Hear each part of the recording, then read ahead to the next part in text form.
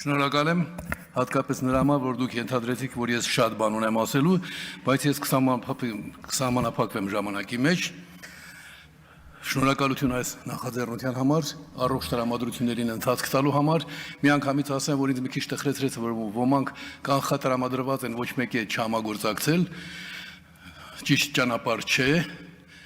Ես իմ անձնական օրինակով ասեմ, որ երբ անկախություն հանրաքվեի ճանապարհով ասպարեզ իջանք, մեր ժողովրդի համար, ոչ թե մեզ համար, ինձ հաճախ ասում էին, սա կոմունիստ է, սա KGB-ի գործակալ է, ասում էի, բոլորը բարով գան։ Նրանք գալիս են անկախություն հանրաքվեի ճանապարհի համար։ Հիմա մենք էլ այսօր տեսնում ենք դրված որոշակի խնդիր։ Տխրագույն երևույթներից մեկն այն է, որ մենք պղծում ենք ազգային բառը։ Օրինակ ազգային ժողովը պիտի լիներ ազգային հույզերն արտահայտող եւ այլն, բայց վերջին 7 տարում ազգային ժողովը դարձել է ապազգային ժողով։ Սա նույնպես բացասական երևույթ է, պիտի նկատի ունենանք եւ ուզում եմ կարևորից խոսել։ Հետևանքների մասին խոսել ամենահեշտ գործն է։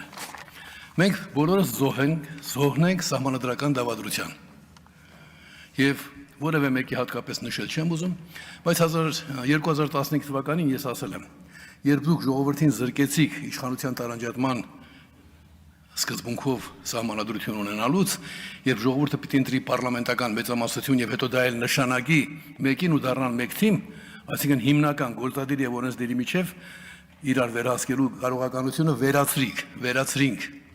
Եվ քանի որ դա արվել էր մեր տված բացարձակ ժողովրդավարության սահմանադրության նախագիծը մերժելով, բնականաբար պիտի ունենար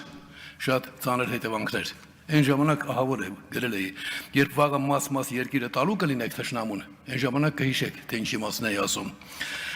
Այժմ ուզում եմ մի փոքր առարկայական խոսել, որովհետև մենք այսօր այստեղ ենք արված առաջարկությունը քննարկելու համար։ Հիշում եք Լևոն Տեր-Պետրոսյանը, բոլորդ գիտեք, որ Լևոն Տեր-Պետրոսյանի առաջին անգամ նախագահ դառնալիս ես սև դրոշներով եմ ողջունել, որովհետև այն ժամանակ շատ բաներ հասունացած չէին եւ վտանգավոր էին ազգի համար, գիտակցության մասին է խոսքս։ Բայց Լևոն Տեր-Պետրոսյանն ասաց. «Քո առաջին գործը Նիկոլ Փաշինյան սահմանադրությունը չեղարկելն է, որովհետև դու դրանով ես եկել իշխանության»։ Չարեց։ Եվ այսօր ինչ որ կա, նաեւ դրա հետևանքն է։ Ուրեմն այսօր ներկայացված փաստաթղթի մասին Արցախի մասին խոսելիս բոլորին կոչ եմ անում, նաև նախ եւ առաջ կոչ եմ անում այդ փաստաթղթում նշել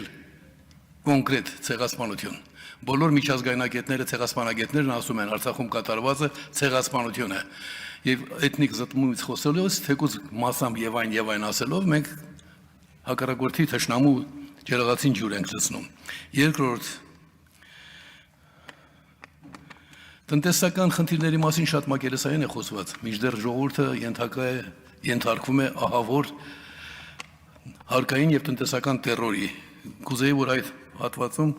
մի փոքր ավելի ընդգծված լիներ։ Եվ չգիտես ինչու հպանցիկ է խոսվում իշխանությունների կոռուպցիոն կառույց լինելու մասին։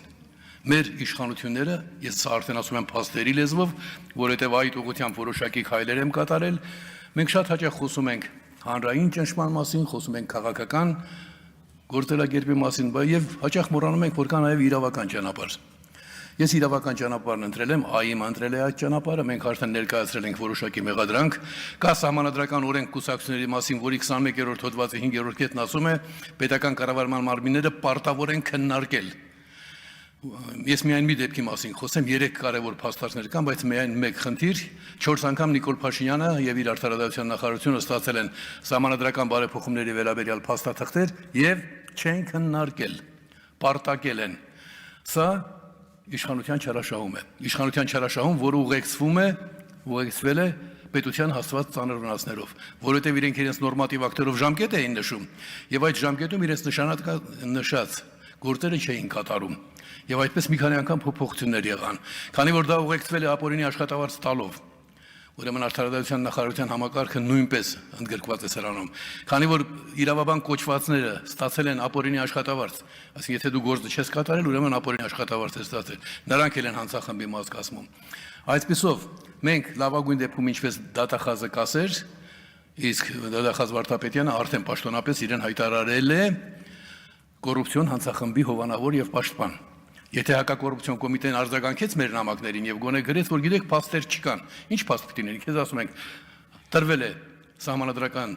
բարեփոխումների հանձնաժողովին պետական կառույցին տրված է նախագիծ, տրված է հայեցակարգ, դուք չեք քննարկել։ Եթե ասենք քննարկել ենք, դուք պարտավոր եք հրապարակավ քննարկել, չեք քննարկել։ Եվ սա լուրջ հանցագործություն է, կարծում եմ, որ պիտի ավելի լուրջ ընդգծվի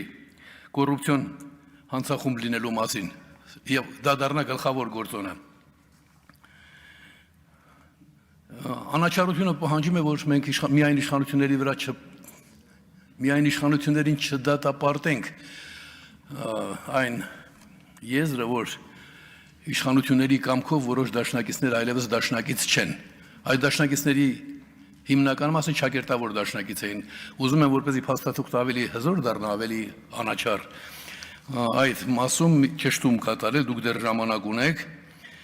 որովհետև մենք դաշնակիցներին կորցրել ենք նաև իրենց կամքով, նրանք այլ դաշնակիցներ են ընտրել, դրանք արժեհամակարգային դաշնակիցներ չէին, դրանք շահերով առաջնորդվող ճակերտավոր դաշնակիցներ էին։ Բոլորս պիտի հասկանանք, որ այս ազգային խայտարակության վաղաժամկետ հեռացումը եւ նրա դատապարտումը, թեկուզ նրան անմեղսունակ ճանաչելով, լավագույն հնարավորությունն է մեզ խուսափելու նրա բազմաթիվ ազգադավ որոշումների շարունակողը ժառանգը լինելուց։ Այսինքն, եթե Նիկոլ Փաշինյանը կներեք, որ անունը տվեցի, մեր ազգային խայտառակությունը, պղծությունը, ինչ-որ բարեկրթորեն հեռացվի իշխանությունից կամ չընտրվի, դա նշանակում է նրա նախկինում իշխանության եղած տարիների բոլոր ծանր բացասական բեռը մնում է մեր ուսերին։ Մեր քաղաքացիներն էլ պետք է հասկանան, որ իրենցից շատ բան է կախված, իրենց աջակցությունից։ Ես կարծում եմ, համոզված եմ, այդ ճանապարհով մի անգամ մենք հարց լուծել ենք ազգի համար, իրավական ճանապարհ։ Դուք կարծում եք հեշտեր 70-ական թվականներին անցյալ դարի խոսել անկախություն հանրաքվեի ճանապարհով ուղու մասին, բայց դա իրավական ճանապարհն էր։ Մենք տասնյակ տարիներ անցկացրինք բանտերում, բայց ի վերջո ստիպեցինք, որ Բրեժնևը հանրաքվեի մասին, օրենքի մասին գոնե խոսի, հիմա չեմ առամաստ, իսկ Գորբաչովը ստիպված եղավ ընդունել այդ օրենքը, որովհետև իրավական հարցադրումների ժամանակ դու գտնում ես իրավականի կողմնակից նաև դաշնակիցներ։ Այս ամբիոնից բոլորը խոսում էին ազգային խայտառակության հեռացման մասին, շատ ճիշտ են, բայց դա ընդամենը հետևանք է, հետևանքի վերացում։ Մենք եթե ուզում ենք արմատապես լուծել խնդիրը, ապա պետք է հետևողականորեն նպատակասլաց աշխատենք, որ իսկապես քաղաքացին դառնա երկրի տերը։ Եվ բարեբախտաբար այդ ուղղությամբ քայլերի 90%-ն արված է։ Խնդրում եմ ոչ ոք չմեծամտանա։ Այդ աշխատանքը մենք արդեն արել ենք։ Նույն կերպ ինչպես մենք արել ենք անկախություն հանրաքվեի ճանապարհով նպատակի իրականացումից առաջ, արել, պատրաստել, բերել ենք, մի կերպ համոզեցինք, որ Ղարաբաղ կոչված կոմիտեն, որ Արցախի հետ ոչ մի կապ չուներ, ցույց տվեց ամբողջ ժամանակը։ Միայն մի փաստ բերեմ, արցախցիները ունեին մեր ներկայացուցչական մարմնում ներկայացուցիչներ, բայց նախագահական ընտրություններին չգիտես ինչու արցախցիներին թույլ չտրվեց մասնակցել։ Թույլ չտրվեց մասնակցել նաև ուրեմն եւ նախագահական ընտրություններին եւ հանրաքվեին։ Դա ցույց էր տալիս, որ իշխանության եկած Ղարաբաղ կոմիտեն Արցախի հետ ոչ մի կապ չունի։ Ուրեմն մենք պիտի մեզնից կախված ամեն բան անենք, որպեսզի տեսեք Լևոն Տեր-Պետրոսյանն էր ասում։ Ես անաչառ եմ մարդկանց հանդեպ։ Լևոն Տեր-Պետրոսյանն ասում էր, այնպեսի բացասական ժառանգություն է թողել, որ շատ դժվար է լինում հաջորդ իշխանավորի համար։ Ես պատկերավոր իմ բառերով եմ ասում։ Այդ դժվարությունից ազատվելու համար, ձերբազատելու համար մեր ապագա հուսով եմ արտալամիտ իշխանություններին, մենք պետք է ոչ թե խոսենք Նիկոլ Փաշինյան հանցագործին, կոռուպցիոն հանցախմբի ղեկավարին հեռացնելու, այլ բանտ տանելու մասին։ Ես այս բնույթի ելույթ ունենալու ոչ միայն բարոյական իրավունք, այլ նաև պարտավորություն ունեմ, որովհետև հայ իրականության մեջ ոչ մի քաղաքական գործիչ, ոչ մի քաղաքական ուժ այնքան ձայն չի ստացել իր արդեն իրականություն դարձած ռազմավարական ծրագրի համար, որքան ես եւ իմ ընկերները։